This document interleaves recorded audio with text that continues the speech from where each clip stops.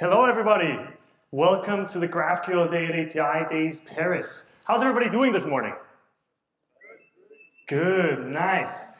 As already said, my name is Max. I'm the founder and CEO of Stellate, where we do GraphQL edge caching. But today I'm really here to talk more broadly about GraphQL. I personally love GraphQL. I'm a huge GraphQL fan. I've personally been using GraphQL since 2017, way back when I co-founded another company and we built everything around it. Then I worked at Gatsby on their GraphQL stuff. I worked at GitHub on their GraphQL stuff. I love GraphQL, and so that's why later on I even founded a company around it, Stellate, where we do GraphQL edge caching. And over the course of founding Stellate and thinking about this GraphQL edge caching thing for many, many years, I've spoken with hundreds of companies and thousands of engineers at these companies about their APIs and how they manage this interface between backend and frontend. And over the course of the last 6 years, I have unfortunately felt GraphQL stalling. I felt the adoption slowing down. And as a company in this space, of course, you have to ask yourself the question, why? Why has GraphQL adoption stalled? Why is it slowed down? Why are fewer people adopting GraphQL today? And I have an opinion that I've developed over the last years. And to me, it comes down to the fact that one of the big advantages of GraphQL is that it's very, very opinionated. The spec itself is extremely opinionated. You have to have a schema, and that schema has to define every single data point that's available in the API. And then clients can request that data. It's really, really strict, much stricter as a spec than, for example, REST ever was, right? REST is sort of a convention that you can follow if you want to follow it, but it's sort of a haphazard, sort of a hand-wavy recommendation. GraphQL as a spec, you have to follow that spec and it gets enforced. And every single GraphQL API follows that spec, which means that any tooling that we build, like our GraphQL edge caching or a GraphQL client or Graphical, any one person can build tooling for a GraphQL API, and it'll work for all GraphQL APIs, right? You can learn GraphQL once and you can use it everywhere. This standardization has huge advantages and is one of the big reasons why GraphQL is such a great developer experience specifically. But ironically, I think GraphQL isn't opinionated enough because the spec itself is really opinionated and strict and gets enforced. But anything outside of the strict spec is left up to your choice. And so way back when GraphQL came out, back in 2015, people started using it for everything, right? People started accessing their database with GraphQL. They started building these backend as a server platforms that expose GraphQL APIs. They just tried to use this interface of GraphQL for everything. But that's not what GraphQL was actually invented for, right? It wasn't invented for indie hacker side projects. It wasn't invented for that weekend hacker that's building their latest project. It was invented by one of the largest enterprises on the planet, Meta, Facebook, to solve problems that they had at their scale. And so a lot of the opinions that Facebook has internally never made it into the outside world. They open sourced the spec and they open sourced GraphQL, but the opinions around it weren't open sourced, they weren't released. And so basic things like error handling. There's still a debate today. People do error handling in GraphQL differently, right? Nobody's quite sure what the best way is to do error handling. How do you work with microservices? There's like 5 different approaches for working with microservices in GraphQL. There's federation, there's stitching, there's composing, there's all these words for doing microservices differently with GraphQL. There's schema evolution. How do you evolve your schema? Do you do versioning? Do you just do the GraphQL recommendation of not doing versioning and only adding fields? But then what does that mean for breaking changes?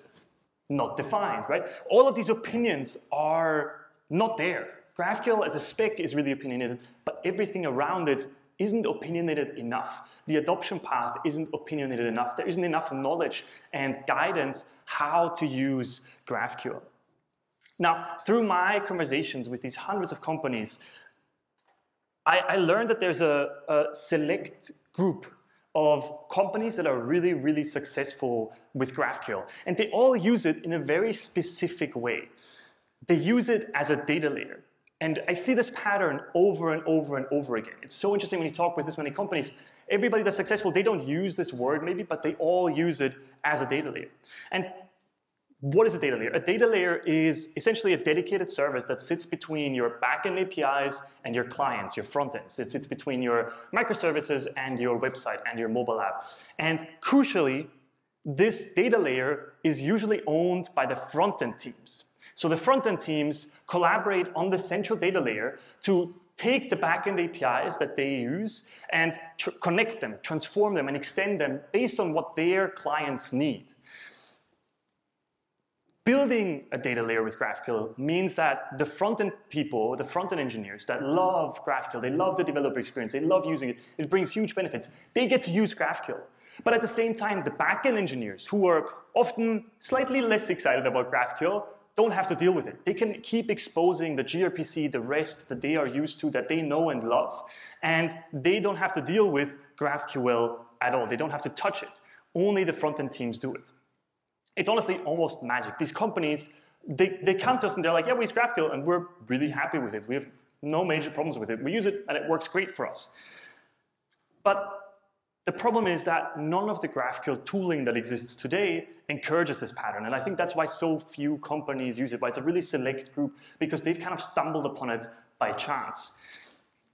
GraphQL tooling today is all pretty general, right? It's tooling to build GraphQL APIs. It's tooling to build GraphQL schemas. But it doesn't give you, most of them don't give you any opinion at all. They're sort of like, you go figure out the opinions, we give you a tool to build a nice GraphQL schema.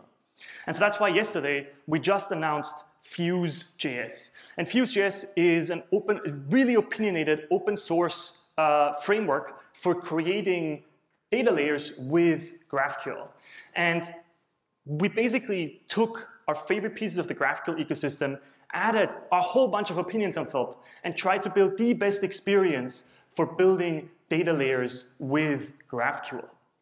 Now, specifically, under the hood, Fuse.js is powered by Pothos. Michael Hayes is a good friend of ours, and Pothos is, we believe, the best way to create GraphQL schemas. It's powered by Urkel, which we believe is the best GraphQL client, which is written by Yovi and Phil. And it uses GraphQL Yoga and GraphQL Coachin by the Guild, who've been building this general GraphQL tooling for the last, I don't know how many years. And these tools are amazing. But using them together in this data layer pattern isn't obvious, because all of them, again, are very general tools. And that's good. They're general tools that solve the problem that they were meant to build. But they don't give you opinions. And so Fuse takes these tools and combines them in one incredibly opinionated package optimized for building this data layer pattern. And so what that means specifically is that it has an abstraction on top of the schema builder that we call nodes. And each node only defines transformations. It accesses some underlying API, like a REST API, a gRPC service, an Apache Thrift, whatever. It doesn't matter. It accesses some underlying service that exposes some data. And in a fully type-safe manner, you can define how you want to transform that data. Which pieces of that data do you want to just pass straight through to the clients? Which piece of that data do you want to rename? How do you want to extend that data? Are there fields that you want to add? Are there fields that you want to change? And then also make connections between these services, right? Connecting the product node to the category node, which under the hood are two different microservices. But then from the front ends, from the clients, they get access with GraphQL as if they were one schema. And all of that transformation, all of that connection happens in this Fuse data layer. And the only code you write is this transformation. It's literally, hey, I have a product node. The underlying type that I get looks like this. Here's what I want to extend. Here's what I want to expose. And here's what I want to connect. That's it. You don't have to write anything else. And out of that, Fuse gives you a GraphQL API that comes with best practices built in. That is the best way to access GraphQL, and even gives you a fully type-safe client for your front ends to use. We see hundreds of companies using GraphQL because we have hundreds of companies using Stellate for their GraphQL edge caching. And when we look at the data that we see across our customers, it's interesting because GraphQL was invented in this whole model of, hey, let us fetch all the data that a client needs in one request. But very few people actually use GraphQL in that way. What we see across the board of all of our customers is that most of our customers send somewhere between 5 to 10 requests per page view to get the data on the page. And so Fuse generates a GraphQL client for you that comes with type-safe fragments where you can define data requirements per component and then compose them together so that each page only sends one request. Not only that, it comes with first-class support for Next.js. And if you're using React Server components in Next.js, it actually executes the GraphQL queries in the same server rendering process that your React Server components run in. So you even avoid the additional network overhead to your API route. Not only that, if you've ever used GraphQL, you've had to very likely use data loader to avoid the n+1 problem. Data loader is just built into Fuse. You don't even have to see it. Every node defines this load function that says how to load a list of itself. And under the hood, Fuse will automatically data load whenever you load this. Whenever you load products, whenever you load a category, Fuse will automatically data load it for you. You don't have to touch data loader at all. You don't even have to think about it. You don't have to know about it. It just happens under the hood and just automatically avoids the n+1 problem for you under the hood. It also is really important to us that it has a really great developer experience. So we've integrated everything that you've come to expect from the best tools today and from the best GraphQL APIs today. It's type-safe, end-to-end, from your data source all the way to your client component. We auto-generate entity queries for nodes. We give you simple methods to use for tasks that you have to do pretty often, like lists with pagination. We have relay pagination support. You get IDE autocomplete across server and client. Everything in your IDE autocompletes automatically. You have hot module replacement for any changes. You get an API playground with GraphQL. All of this just comes out of the box. We took our last 6 years of experience with GraphQL and we put them into this opinionated package of what we think is the best way to use GraphQL today and what the best experience for using GraphQL is in this one package. So that's Fuse. It's an opinionated framework for building type-safe data layers with GraphQL. Now let's talk for a second about why a data layer in the first place. And again, a data layer is this dedicated service that sits between the backend APIs and the clients and is owned by the front-end and mobile teams, right? They control this data layer and they figure out what GraphQL API they want to expose and how they want to connect it to the backing services. There's 3 core problems that data layers solve that happen at the intersection between backend and front-end engineering. The first one is that backend engineers think about resources, but front-end engineers think about user interfaces. There's a general mismatch between these two sides of this interface. Whether it's, when you think about databases or microservices, on the backend, resources are at the core of their work, right? They're thinking about database tables. They're thinking about their user table. They're thinking about their user microservices. Everything is about that one resource and how to manage that one resource, how to access that one resource, how to secure that one resource. That's not how front-end engineers think, right? Front-end engineers get a design for a page or a design for a feature or a user story. And then they have to figure out, how do I make this come to life for my user in the best way possible? And that doesn't match up with this resource model that backend engineers use. And so most companies today bridge this difference by having backend and front-end engineers collaborate really tightly on that interface, on the APIs in between, to make sure that the backend engineers are building things that the front-end engineers actually need, that work for them. But that's a really slow and painful process because it requires a ton of governance. It requires a ton of review and consensus. All the while, backend engineers have to then think more like front-end engineers and have to think more about this world of user interfaces and the features that they build rather than the resources that they're used to. And so data layers, by being a space in between these two interfaces that front-end teams control, allows front-end teams to build the GraphQL API that they want, to access data in the way that they want it, without having to bother the backend engineers about it. Of course, the backend engineers still have to expose all the functionality, right? If you need a list of users somewhere, the backend microservices need to expose how to get a list of users, clearly. But other than that concern, the front-end engineers can take that information and transform it any way they want and expose it to the clients. The second core problem at the interface between front-end and backend is that UI development often gets blocked by API development. And this is not in any way a malicious or thing that happens on purpose. It's just that different teams have different priorities. And the development schedules, the way they ship things, aren't always aligned. And so when that timing is out of sync, the front-end teams get blocked from even developing anything until the back-end teams implement the APIs how the front-ends need. And so by having a data layer, you allow your engineering teams to parallelize their work because front-end teams can develop the UI and the API of the data layer without having to wait for the backend API to actually be functional. They can just mock that data and send it to the client. And then as soon as the backend teams finish their work, they plug it into the data layer and everything works. And so you can parallelize the work streams. You stop your front-end engineers from being blocked by the backend engineers having to implement their stuff because the interface between the data layer and the clients doesn't have to change anymore. And then the third core problem is that resource-based APIs are often one-size-fits-all, but different UIs need different data. And I mean, that's one of the core reasons why GraphQL exists, right? UIs need to adapt to their specific environment that they're seeing in. Every device, every form factor, my phone, my laptop, the UI needs to look different, needs to expose different capabilities.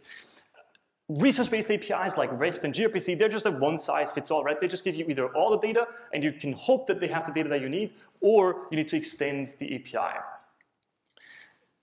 Thanks to GraphQL, data layers can expose a really flexible API that allows the clients to cover any need they have. And importantly, GraphQL APIs enable this by defining exactly what data is available, and the clients query for exactly the data they need. And that in turn means that this flexible API doesn't encode any client-specific concerns and thus doesn't block you from actually moving forward. Now, these three problems aren't new to software engineering, right? These aren't new to us. These have existed for a long time, and companies have tried solving them for years. One of the most widely adopted solutions to these problems today are BFFs. With BFFs, every client team writes their own backend for frontend and owns their own backend for frontend and encodes UI-specific needs in their own backend for frontend. The BFFs solve the three aforementioned problems, but unfortunately, they introduce new problems because you're duplicating work across all of these BFFs, which means first of all, you have to do way more work because every single client team has to re-implement whatever functionality they want to ship in their own BFF, even though another BFF might have already built it. It also creates product inconsistencies because some BFFs might have bug fixes applied that other BFFs don't. And so some bugs might still exist on the web client when users use the website, but then they don't exist anymore on the mobile apps because one BFF has been updated, but another BFF hasn't. And then also, they require really careful coordination of deploying these BFFs together with their clients, which for websites is easy, but for mobile apps becomes a lot more difficult. By having one central data layer instead of one backend for frontend per client, you circumvent the problems that BFFs introduce, but you still solve the aforementioned three problems. You avoid this issue of, hey, we now have a lot of duplication, you centralize it, and then because GraphQL forces you to encode only what data is available, but not how the UIs want to access it, your clients still have full flexibility to get exactly what they need without needing their own backend for frontend. Another solution from the GraphQL space that people often try to use to solve some of these problems is GraphQL federation, where microservices, which they call subgraphs, expose a small part of a GraphQL API, and then there's a supergraph that sits in between that composes all these microservices together and exposes that supergraph to the clients. Now, federation sort of addresses the second and the third problem at the intersection between backend and frontend. It addresses the problems of unblocking UI development from API development, and it addresses the problem of different UIs needing different data. But unfortunately, federation significantly exacerbates the first problem.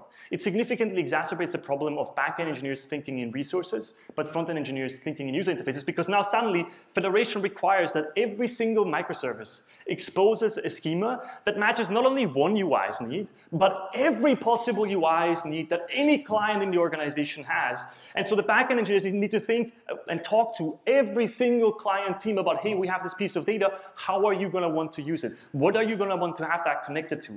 And front-end engineers have no control over transforming that, so they're forced to go talk to every single backend team and be like, hey, we need the data in this way, in this view, this other team needs the data in this view, in that view.